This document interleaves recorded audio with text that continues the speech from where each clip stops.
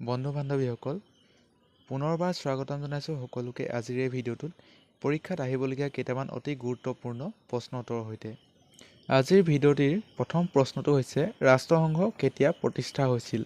ইয়াৰ উত্তৰটো হ'ব 1945 চনৰ 24 অক্টোবৰত। লগতে জানি থওক যে ৰাষ্ট্ৰসংঘৰ প্ৰতিষ্ঠাৰ সময়ত 51খন ৰাষ্ট্ৰই স্বাক্ষৰ কৰিছিল। বৰ্তমান ৰাষ্ট্ৰসংঘৰ সদস্য ৰাষ্ট্ৰৰ সংখ্যা 193খন। ৰাষ্ট্ৰসংঘৰ মুখ্য কাৰ্যালয় আমেৰিকা যুক্তৰাষ্ট্ৰৰ নিউয়ৰ্ক চহৰত অৱস্থিত। ৰাষ্ট্ৰসংঘৰ বৃহত্তম অংগটো হৈছে সাধাৰণ সভা। ৰাষ্ট্ৰসংঘৰ চনদত মুঠ 111টা অনুচ্ছেদ আছে। ৰাষ্ট্ৰসংঘৰ সচিব প্ৰধানজনৰ নাম হৈছে এণ্টনিও গুটেৰেছ। ৰাষ্ট্ৰসংঘৰ সচিব প্ৰধানজনৰ কাৰ্যকাল 5 বছৰ। বন্ধু বান্ধৱীসকল, এনেধৰণৰ নোটছসমূহ আপোনালোকে বহীত নোট কৰি যাব পাৰে। 2 নম্বৰ প্ৰশ্নটো হৈছে এখন ক্ৰিকেট পিটছৰ দুইসমূহ উইকেটৰ মাজৰ দূৰত্ব কিমান? ইয়াৰ উত্তৰটো হ'ব 22 য়াৰ্ডছ।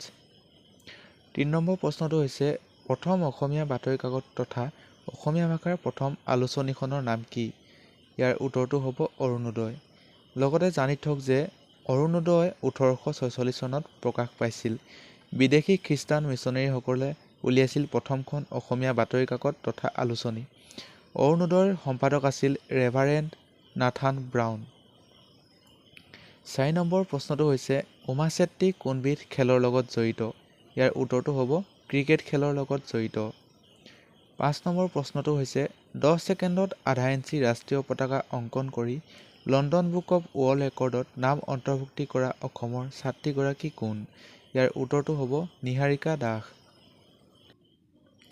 নেক্সট 6 নম্বৰ কুৱেশ্যনটো হৈছে অসমৰ কোনগৰাকী সাঁতোৰবিদে 74 সংখ্যক নেশ্যনেল একুৱাটিক চেম্পিয়নশ্বিপ প্ৰতিযোগিতাত 200 মিটাৰ ৱাটাৰফ্লাইত স্বৰ্ণ পদক লাভ কৰে? ইয়াৰ উত্তৰটো হ'ব আস্থা চৌধুৰী।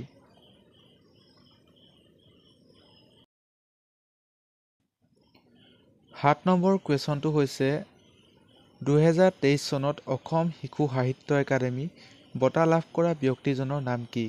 উত্তৰটো হ'ব ৰথীন্দ্ৰ নাথ গোস্বামী। তেখেতে পোৱালমণি আৰু চিচিঙৰ দুঃসাহসিক অভিযান নামৰ গ্ৰন্থখনৰ বাবে শিশু সাহিত্য একাডেমী বঁটা লাভ কৰিছিলে। 8 নম্বৰ কুৱেশ্যনটো হ'ল ভাৰত ত্যাগ আন্দোলন কেতিয়া আৰম্ভ হৈছিল? ইয়াৰ উত্তৰটো হ'ব 1942 চনৰ 8 আগষ্টত।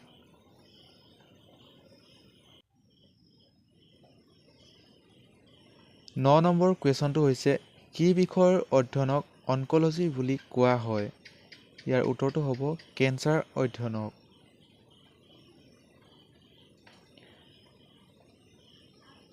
10 নম্বৰ কুৱেশ্যনটো হৈছে গুৱাহাটীৰ নৱগ্ৰহ মন্দিৰ ক'ত অৱস্থিত? ইয়াৰ উত্তৰটো হ'ব চিত্ৰাচল পাহাৰৰ ওপৰত।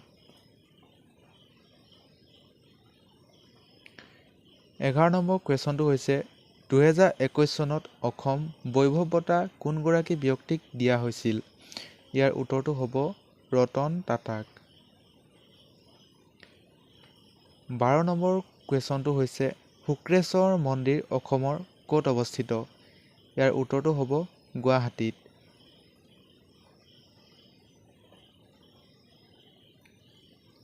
13 নম্বৰ কুৱেশ্যনটো হৈছে কোন চনত ৰবীন্দ্ৰনাথ ঠাকুৰক নোবেল বঁটা প্ৰদান কৰা হৈছিল?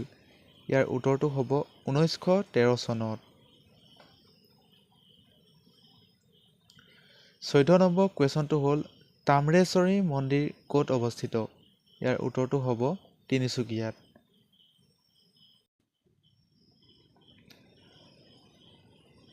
15 নম্বৰ কুৱেশ্যনটো হৈছে আনন্দমঠ গ্ৰন্থৰ লেখকগৰাকী কোন? ইয়াৰ উত্তৰটো হ'ব বংকিম চন্দ্ৰ চেটাৰ্জী। লগতে আপোনালোকে আৰু কেইখনমান উল্লেখযোগ্য গ্ৰন্থৰ নাম বহীত নোট কৰি যাব পাৰে। যেনে সাগৰ দেখিছা গ্ৰন্থ দেৱকান্ত বৰুৱাই লিখিছিল। ইয়াৰো ইংগম গ্ৰন্থ বীৰেন্দ্ৰ কুমাৰ ভট্টাচাৰ্য। অঘৰী আত্মাৰ কাহিনী চৈয়দ আব্দুল মালিক। কাদম্বৰী বাণভট্ট। ৰামচৰিত মানস গ্ৰন্থ তুলসীদাসে লিখিছিল। ভাৰত সম্ভেদ গ্ৰন্থ জৱাহৰলাল নেহৰুৱে লিখিছিল। আকবৰনামা গ্ৰন্থ আবুল ফজলে লিখিছিল। পিতা পুত্ৰ গ্ৰন্থ হোমেন বৰগোহাঁই। ৰাজতৰংগিনী কহলান। হুমায়ুন নামা গুলবদন বেগম। সেই নদী নিৰৱধি নিৰুপমা বৰগোহাঁইয়ে লিখিছিল। মৃত্যুঞ্জয় বীৰেন্দ্ৰ কুমাৰ ভট্টাচাৰ্যই লিখিছিল। বন্ধু বান্ধৱীসকল, যদিহে আপোনালোকে এতিয়ালৈকে মোৰ চেনেলটো ছাবস্ক্ৰাইব কৰা নাই তেনেহ'লে প্লিজ এটা ছাবস্ক্ৰাইব কৰি ল'ব, যাতে আগন্তুক আহিবলগীয়া এনেধৰণৰ প্ৰশ্ন উত্তৰসমূহ আপোনালোকে সকলোতকৈ আগত পায়। 16 নম্বৰ কুৱেশ্যনটো হৈছে অসমৰ প্ৰথমগৰাকী মহিলা পাইলট কোন আছিল? ইয়াৰ উত্তৰটো হ'ব ধীৰা চলিহা হাজৰিকা। 17 নম্বৰ কুৱেশ্যনটো হৈছে অভিৰুচি ক্ৰীড়া দিৱস কেতিয়া পালন কৰা হয়? ইয়াৰ উত্তৰটো হ'ব 3 ছেপ্টেম্বৰত।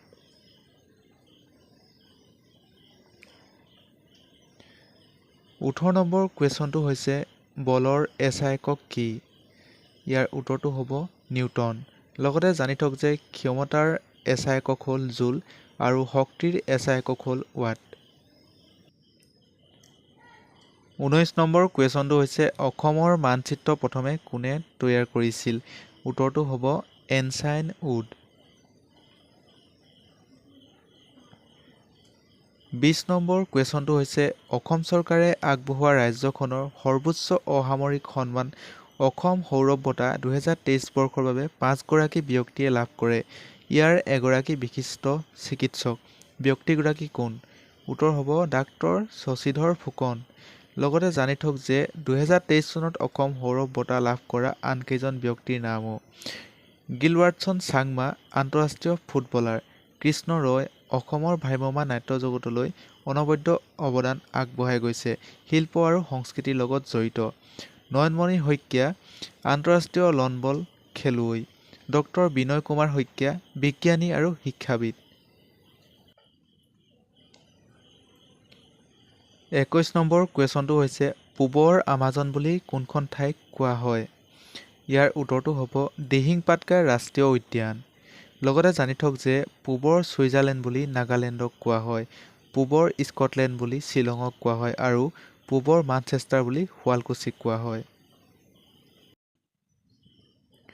22 নম্বৰ কুৱেশ্যনটো হৈছে কোনগৰাকী অসমীয়া সাহিত্যিক শিলভদ্ৰ নামেৰে খ্যাত? ইয়াৰ উত্তৰটো হ'ব ৰেৱতী মোহন দত্ত।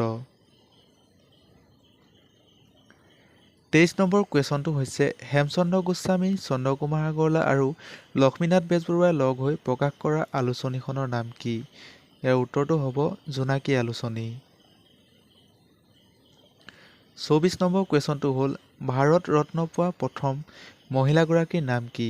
ইয়াৰ উত্তৰটো হ'ব ইন্দিৰা গান্ধী। 25 নম্বৰ কুৱেশ্যনটো হ'ল ভাৰতৰ লৌহ মানৱ বুলি কাক কোৱা হয়? ইয়াৰ উত্তৰটো হ'ব চৰ্দাৰ বল্লভভাই পেটেল। 26 নম্বৰ কুৱেশ্যনটো হৈছে জন গণ মন ৰাষ্ট্ৰীয় সংগীতটি পোনতে ক'ত গোৱা হৈছিল? ইয়াৰ উত্তৰটো হ'ব 1910 চনত কলিকতাত অনুষ্ঠিত কংগ্ৰেছ অধিৱেশনত গোৱা হৈছিল।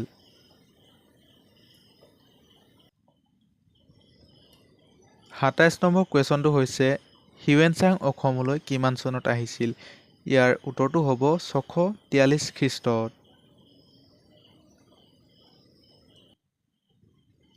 28 নম্বৰ কুৱেশ্যনটো হ'ল কোন চনত ভাৰতবৰ্ষত ভোটাধিকাৰ লাভ কৰাৰ বয়স 21 বছৰৰ পৰা 18 বছৰলৈ হ্ৰাস কৰা হৈছিল?